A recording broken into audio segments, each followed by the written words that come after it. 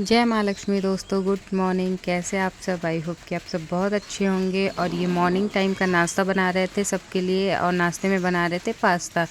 तो सबने नाश्ता कर लिया था और दोपहर का टाइम हो गया था, सबके लिए खाना बना दिया था। और मेरी चौथे नंबर वाली बुआ चली गई थी दोपहर के 2 ही बजे। और ये मेरी दीपू दीदी और उनकी मम्मी और उनके दोनों बच्चे जा रहे थे शाम के टाइम। तो घर के सभी लोग विदाई करने के लिए बगीचे तक गए थे, और यहाँ दीपू दीदी सब एक दूसरे से मिल रहे थे। और जाने का टाइम था। जब कोई घर में आता है तो बहुत ही ज़्यादा अच्छा लगता है, लेकिन जाते टाइम बिल्कुल भी अच्छा नहीं लगता। तो दीदी यहाँ रो रही थी और बहुत ही ज़्यादा उनको अच्छा लगा था। 8 दिन कम से कम हमारे यहाँ रही थी, और अगली गर्मी में फिर से आने का प्रॉमिस करके गई हैं। तो यहाँ विदाई हो गई थी और दीदी बैठ गई थी कार में और चली गई। घर बिल्कुल सूना सा हो गया था, बिल्कुल भी अच्छा नहीं लग रहा था। मिलते हैं नेक्स्ट वीडियो में। Bye bye, take care all.